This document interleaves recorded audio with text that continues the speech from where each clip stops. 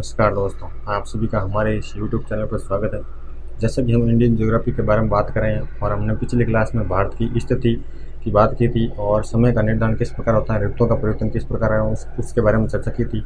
और आज हम शुरू करने जा रहे हैं भारत का विस्तार, यानी भारत का विस्तार कहाँ से कहाँ तक है, किस प्रकार है, कौन से अक्षांशों में है, कौन से देशांतरों में है, उसके बारे में चर्चा करते हैं। तो ये है हमारा भारत और भारत का विस्तार। शुरू करते हैं। हमने पिछली क्लास में अक्षांश रेखाओं के बारे में बात की थी। जो हमारा भारत कहाँ पर अक्षांश में, कहाँ पर अक्षांश दृष्टि से हमारा भारत कहाँ पर स्थित है। हमारा भारत अक्षांश दृष्टि से उत्तरी गोलार्ध में स्थित है। तो उत्तरी गोलार्ध जो भूमध्य रेखा के उत्तर में है, ये है भूमध्य रेखा मान लेते हैं। यहाँ से गुजर रही है भूमध्य रेखा मान लेते हैं। ये कौन सी रेखा? भूमध्य रेखा।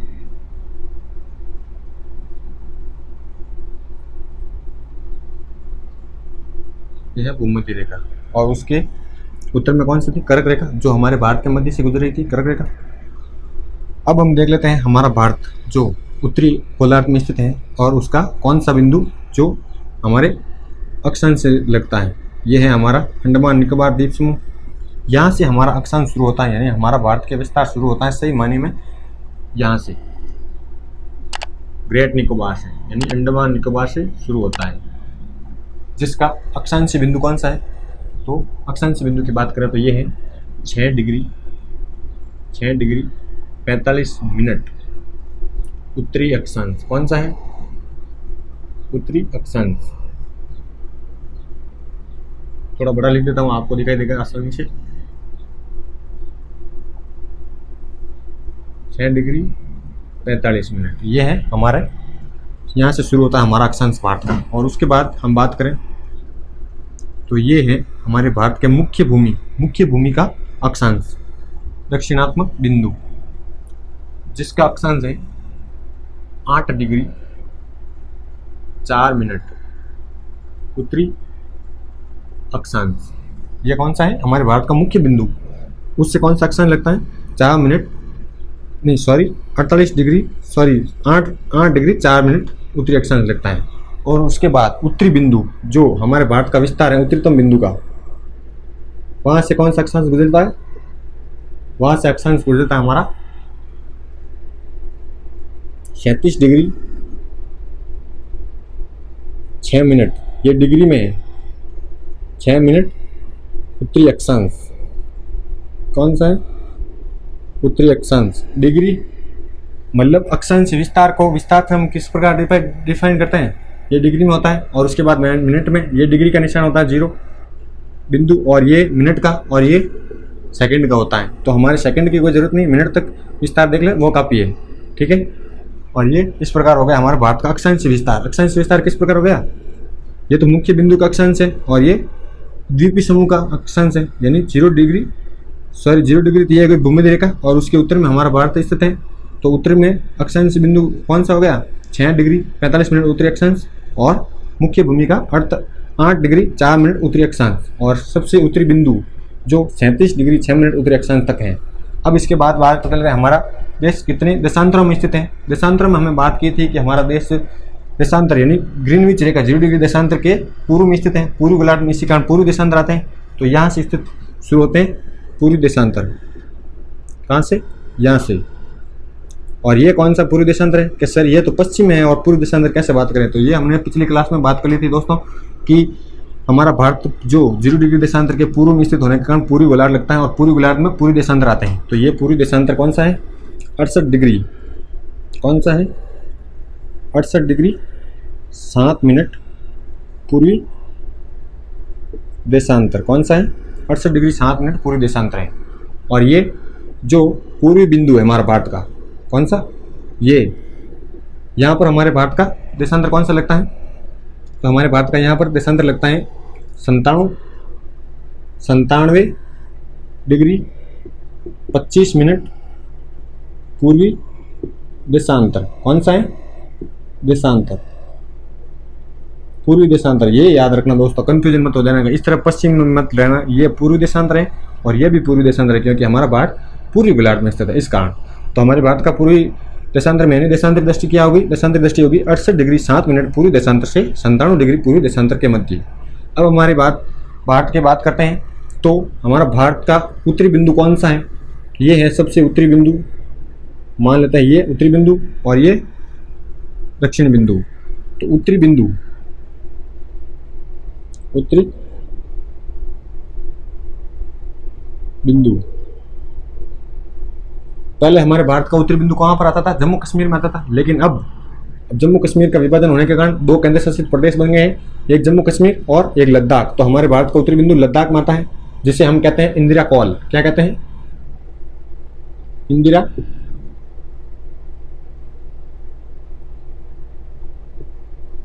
इंदिरा कॉल, जो लद्दाख में स्थित है। कहां पर स्थित है? अब वर्तमान में लद्दाख में आता है। इस प्रकार हमारे भारत का उत्तरी बिंदु हो गया। अब दक्षिणी बिंदु की बात करें तो दक्षिणी बिंदु दो है हमारे भारत के, एक तो मुख्य भूमि का दक्षिणी बिंदु और एक द्वीपीय समूह का दक्षिणी बिंदु।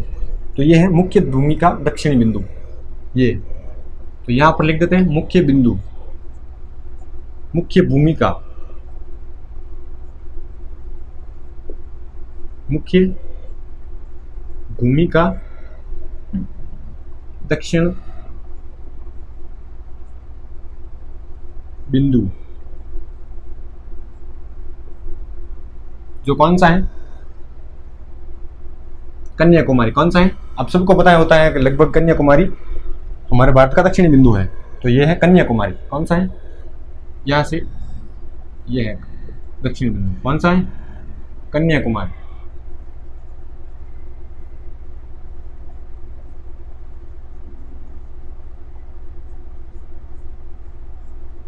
जो कहां पर स्थित है? तमिलनाडु में। हमारा दक्षिण राज्य कौन सा है? तमिलनाडु,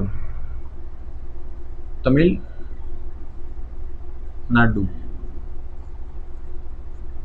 इस प्रकार हमारे भारत का उत्तरी बिंदु और दक्षिण बिंदु हो गए। अब हम बात करेंगे हमारे भारत का पूर्वी बिंदु और पूर्वी बिंदु और पश्चिम बिंदु कौन सा है।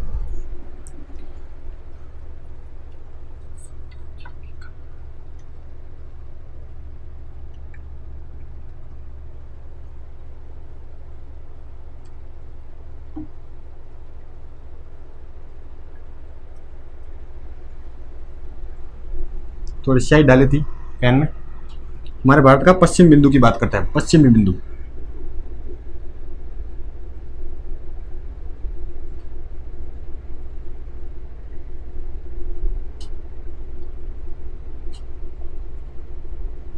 कि सर आप पश्चिमी बिंदु की बात कर रहे हैं, यहाँ पर पूर्वी देशांतर लिखा है। पूर्वी देशांतर, देशांतर के बारे में हमने पिछली क्लास में बात की, वहां पर जाकर देख लेना पूर्वी देशांतर क्या आता है। ये है हमारा भारत का पश्चिमी बिंदु, जो कौन सा है? तो ये है सरक्रिक या गुहार मोती। सही रूप से इसका नाम है गुहार मोती। क्या है? गुहार मोती या गौर माता या गौर माता। क्या है? गुहार मोती या गौर माता, जो कहां पर आता है? गुजरात में आता है।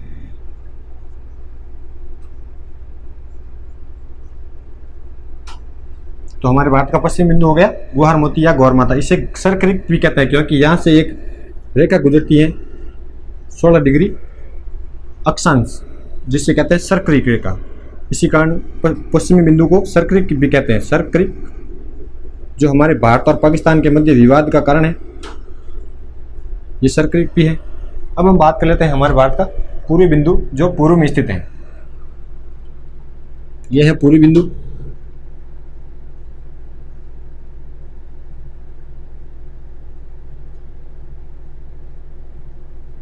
यह है पूर्वी बिंदु। पूर्वी बिंदु कौन सा है हमारे भारत का? तो पूर्वी बिंदु हमारे भारत का अरुणाचल प्रदेश है सबसे पूर्व में। इस कारण पूर्वी बिंदु हो जाएगा हमारे भारत का अरुणाचल प्रदेश में एक स्थान पड़ता है किबितु। इसे किबितु, किबितु बायतु भी कहते हैं, और एक अन्य नाम मिलता है किबिद्दू। किबिद्दू जो कहां पर पड़ता है? अरुणाचल प्रदेश में। कहां पर पड़ता है? अरुणाचल प्रदेश में। इस प्रकार हमारे भारत का विस्तार भी हो गया। अक्षांश विस्तार ये हो गया और देशांतर विस्तार ये हो गया, उत्तरी बिंदु हो गया, दक्षिण बिंदु हो गया, पश्चिमी और पूर्वी बिंदु। इस प्रकार हमने देख लिया हमारे भारत का विस्तार कहाँ से कहाँ तक है। अब हम देख लेते हैं हमारा भारत कितने अक्षांशों के मध्य स्थित है, कितने अक्षांशों के मध्य, कितने अक्षांश की गणना करनी है तो हमें बड़े अक्षांश में से छोटा अक्षांश निकालना होगा। तो अक्षांशों के मध्य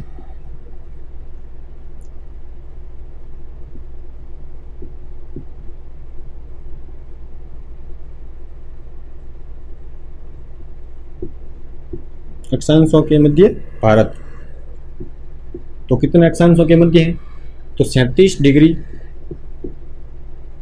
6 मिनट में से 8 डिग्री 4 मिनट माइनस करना है।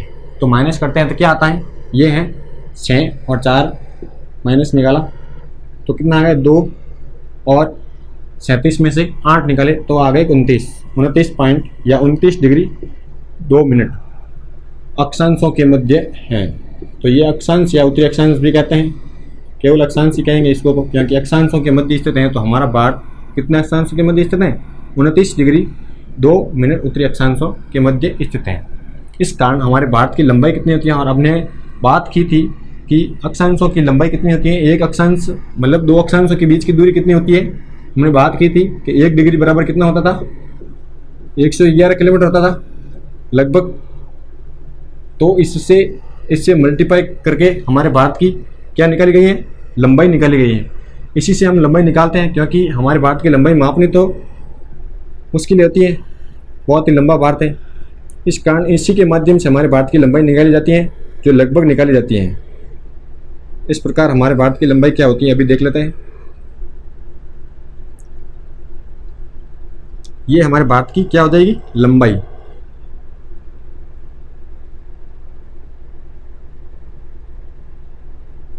जो कितनी है लंबाई, हमारे भारत का हमारा भारत लंबा कम है और चौड़ा ज़्यादा है। तो हमारे भारत की लंबाई कितनी होगी,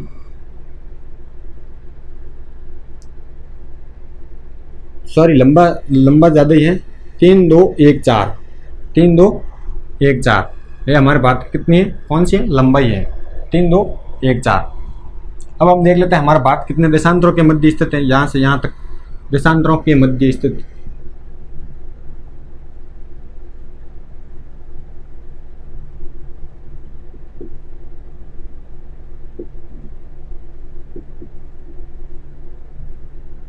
तो देशांतरों के मध्य इसी प्रकार निकालते हैं। बड़े देशांतर में से छोटा देशांतर 97 डिग्री 25 मिनट में से 68 डिग्री 7 मिनट निकालते हैं तो कितना आता है 25। सर ये 25 है, 25 में से 7 निकालना है। ये मिनट को मिनट में ही निकालना है और डिग्री को डिग्री में ही निकालना है। तो मिनट में से निकाले तो कितने आ गए, ये हो गया 18 डिग्री। और ये कितना हो गया, 17 में से 8 गए, पीछे बचे 9 और 7 में से 6 गए, 8 में से 2 6 गए तो पीछे बचे 2। ये भी लगभग उतने ही अक्षांशों के मध्य जितने लगभग देशांतरों के मध्य स्थित हैं। तो ये हो गए देशांतर। तो हमारा भारत लगभग देशांतर और अक्षांशों के मध्य लगभग बराबर ही है, लेकिन इस बिंदु के कारण इस लंबाई के कारण हमारे भारत की लंबाई और चौड़ाई में परिवर्तन आ जाता है। तो हमारे भारत की देशांतर कितने हो गए, देशांतर के मध्य हो गया, ये 29 डिग्री 18 मिनट देशांतरों के मध्य। तो हमारे भारत की इसी प्रकार चौड़ाई देख लेते हैं देशांतर के माध्यम से। यहाँ से लगाकर यहाँ तक ये हमारे भारत की क्या बनेगी, चौड़ाई।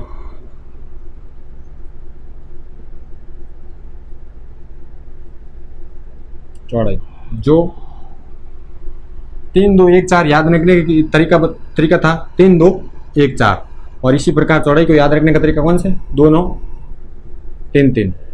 इस प्रकार हमने देख लिया कि हमारे भारत की कितनी है लंबाई और चौड़ाई कितनी हो गई। अब हम देखते हैं अब हमने देख लिया कि हमारे भारत का विस्तार क्या है, किस प्रकार है। अब हम बात करेंगे हमारे भारत में से एक मुख्य अक्षांश गुजरता है, उसके बारे में बात करते हैं, कर्क रेखा जो गुजरती है कर्क रेखा। और इसी प्रकार हमारे भारत में एक मानक समय रेखा का निर्धारण किया गया है जो 82 डिग्री, 82.5 डिग्री पूर्वी देशांतर है। और इसी के साथ हम एक छोटा सा टॉपिक भी चर्चा कर लेते हैं कि हमारे भारत में समय अंतराल कितना है। तो समय अंतराल यहाँ से निकाल लेते हैं कि ये देशांतर से ही हमने समय की गणना की थी पिछली क्लास में। तो हम देख लेते हैं समय किस प्रकार निकाला जाता है। तो हमने ज्ञात किया था 1 मिनट में कितने, सॉरी 1 डिग्री प्रति घूमती है तो कितने मिनट लगता है, 4 मिनट लगता है। तो मल्टीप्लाई कर देते हैं लगभग 30 से, किससे, लगभग ये 30 मान लेते हैं। तो 30 डिग्री इंटू 4 कितना आ गया, 4 × 12 120 मिनट है। ये क्या है, मिनट है, मतलब ये 4 मिनट थे, 1 डिग्री में 4 मिनट था तो ये मिनट आ गए। 120 मिनट में कितना घंटे होते हैं, 2 घंटे होते हैं, सबको पता है।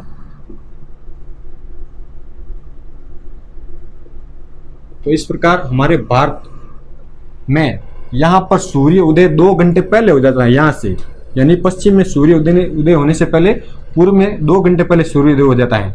इस प्रकार, किस प्रकार, क्योंकि हमारा भारत 30 देशांतरों के मध्य स्थित होने के कारण लगभग इसी कारण हमारे भारत में से एक टाइम जोन निर्धारित किया गया है, यहाँ से निकाला गया है, ताकि हमारे भारत का समय यहाँ पर भी समान रहे और यहाँ पर भी समान रहे। क्योंकि यहाँ पर स्कूल का टाइम निर्धारित समय सबके लिए 10 बजे होता है, तो 10 बजे, और यहाँ पर भी 10 बजे रखने के लिए हमारे भारत का एक मुख्य देशांतर गुजरा गया है, भारतीय मानक समय रेखा, जिसे नाम दिया गया है। उसके बारे में हम चर्चा कर लेते हैं अभी। तो अब हम चर्चा करते हैं कर्क रेखा और भारतीय मानक समय रेखा के बारे में। ये दोस्तों नोट कर लेना, इसे हम मिटा देते हैं।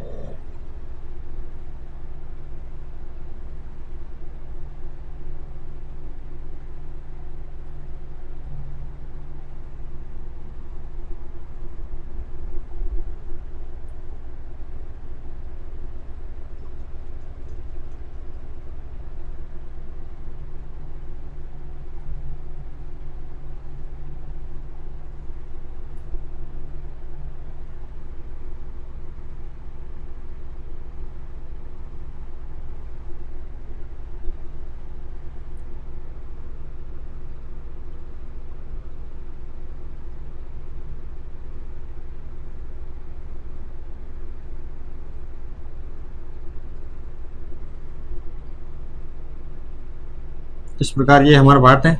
और यहाँ से अब हम ज्ञात करते हैं कि यहाँ से हमारे भारत के एक मुख्य अक्षांश गुजरता है, जिसे कहते हैं भारत के मध्य भाग से गुजरता है, और जो बिल्कुल भारत के मध्य से गुजरता है, भारत को 2 भागों में विभाजित करता है, यहाँ से गुजरता है।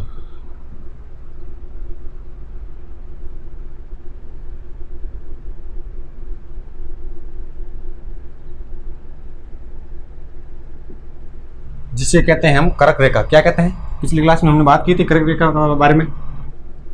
यह है, सॉरी इस तरफ लिख देते हैं, इस तरफ और कुछ लिखेंगे। कर्क रेखा क्या है, और कर्क रेखा को हमने क्या कहा था, 22.5 डिग्री, 23.5 डिग्री, सॉरी 23.5 डिग्री उत्तरी अक्षांश, यही बोला था। अब ये अक्षांश है जो कर्क रेखा हमारे भारत के कितने राज्यों से गुजरती है, तो हमारे भारत के 8 राज्यों से गुजरती है। कौन से, तो अभी देख लेते हैं राज्य। तो 8 राज्यों से गुजरती, कौन से राज्य से, 8 राज्यों से। सबसे पहले हमारे भारत में कर्क रेखा गुजरात से, उसके बाद यहाँ पर हमारे भारत राजस्थान के दक्षिणी भाग में 2 जिलों से गुजरती हैं, जो है डूंगरपुर और बांसवाड़ा से गुजरती हैं। उसके बाद मध्य प्रदेश से, उसके बाद छत्तीसगढ़ से, उसके बाद झारखंड से, उसके बाद पश्चिम बंगाल से, उसके बाद त्रिपुरा से, और उसके बाद मिजोरम से गुजरती है। तो हम यहाँ पर छोटे छोटे पहले तो सिंबल में लिख देते हैं, R for Rajasthan, M for Madhya Pradesh, और सी फॉर छत्तीसगढ़, यही पर है, और झारखंड, और वेस्ट बंगाल, और यहाँ पर ये तीनों ओर से बांग्लादेश से गिरा है, जो है त्रिपुरा। क्या है, त्रिपुरा। और यहाँ पर है सबसे पश्चिम में, सबसे पूर्वी में, मिजोरम। कौन सा है, मिजोरम। इस प्रकार हमारे भारत में 8 राज्यों से, 1 2 3 4 5 6 7 और 8 राज्यों से हमारे। अब हम यहाँ पर नाम लिख देते हैं सबके। तो सबसे पहले गुजरात,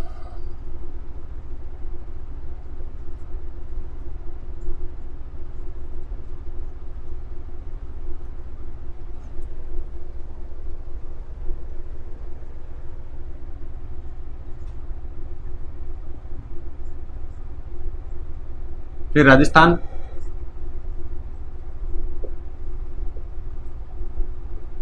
क्रम में याद रखना है दोस्तों। कुछ लोग ट्रिक बताकर याद रखा थे, तो हमने क्रम में याद रखना है, क्योंकि सब क्वेश्चन भी याद रखता है तो हम गलत नहीं कर सके क्रम में। उसके बाद मध्य प्रदेश,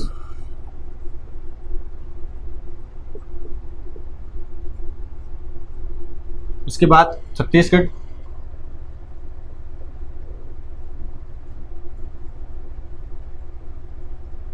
उसके बाद झारखंड,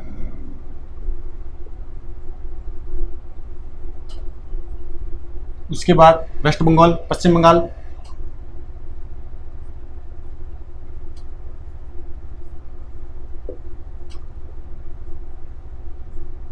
उसके बाद त्रिपुरा, और उसके बाद है मिजोरम।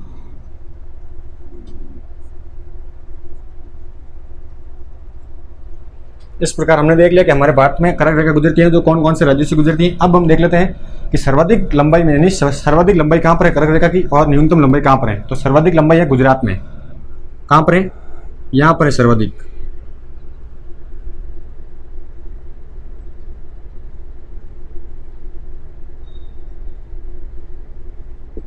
और सबसे न्यूनतम जो राजस्थान में, हमारे राजस्थान वाले तो हमें याद है 26 किलोमीटर है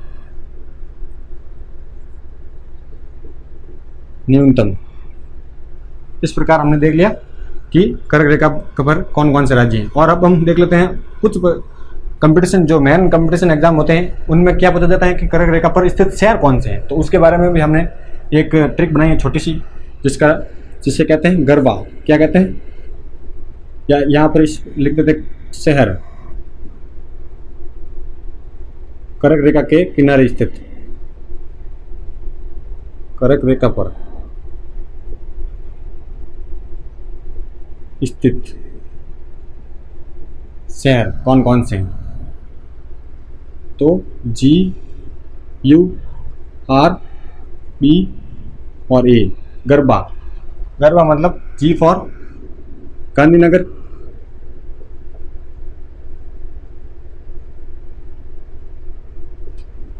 जो गुजरात की राजधानी है। U फॉर उज्जैन, जो मध्य प्रदेश में है।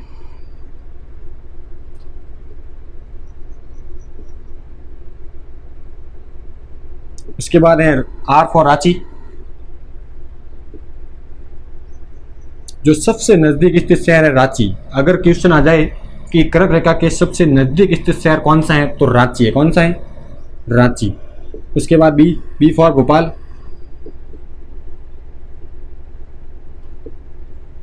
और A फॉर अगरतला, जो त्रिपुरा की राजधानी है। इस प्रकार हमने देख लिया कि जो कर्क रेखा के किनारे स्थित शहर है एकदम। और अब देख लेते हैं हमारे भारत में से एक भयानक समय रेखा का निर्धारण किया गया है जो यहां से गुजरती है।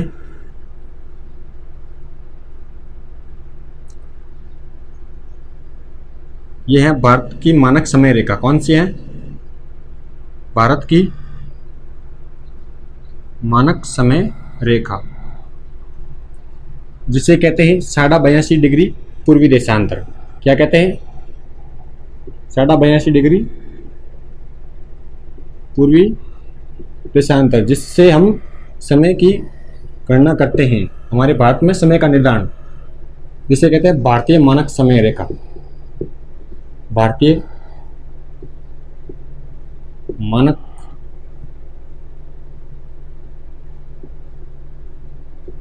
समय रेखा, जो समय का निर्धारण करती है। किसका? समय का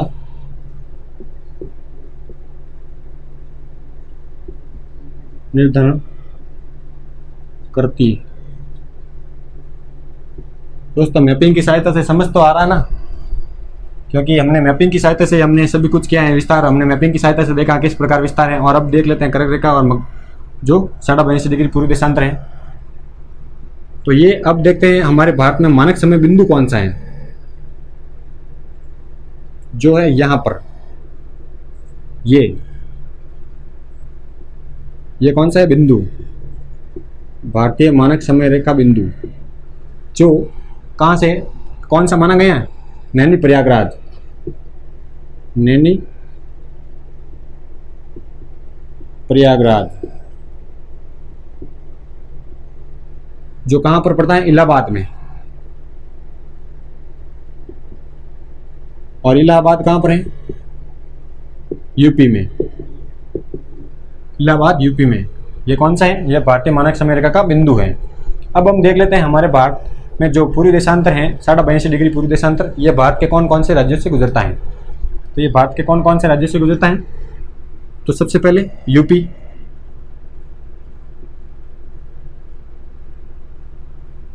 उसके बाद झारखंड से गुजरती है ये भी रेखा, ये भी देशांतर झारखंड से गुजरता है। और छत्तीसगढ़ से ये भी देशांतर गुजरता है। और उसके बाद ओडिशा से गुजरता है।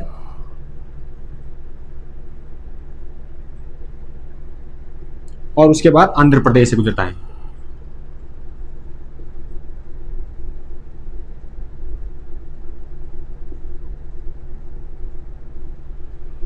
इस प्रकार 5 राज्य होते हैं, जो 82 राज्य कितने हैं, पूछ ले कि राज्य कितने हैं। तो 5 राज्य कौन कौन से हैं, क्रम भाई, उत्तर प्रदेश नंबर 1,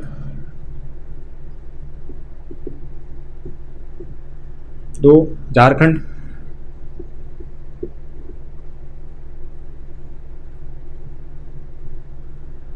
3 छत्तीसगढ़,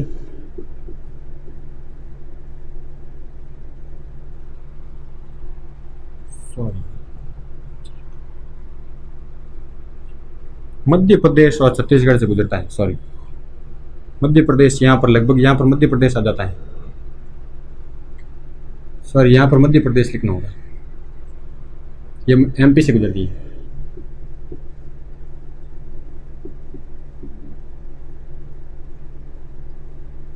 छत्तीसगढ़,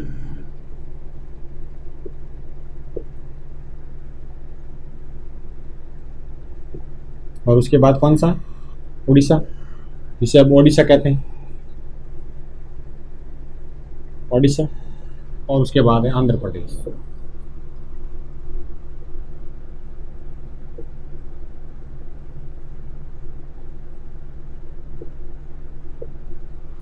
ये एमपी छोटा नहीं है, एमपी का विस्तार यहाँ से लगभग यहाँ पर होता है, इसी कारण एमपी से भी जुड़ती है। तो सर्वाधिक लंबाई कहाँ पर होगी, छत्तीसगढ़ में।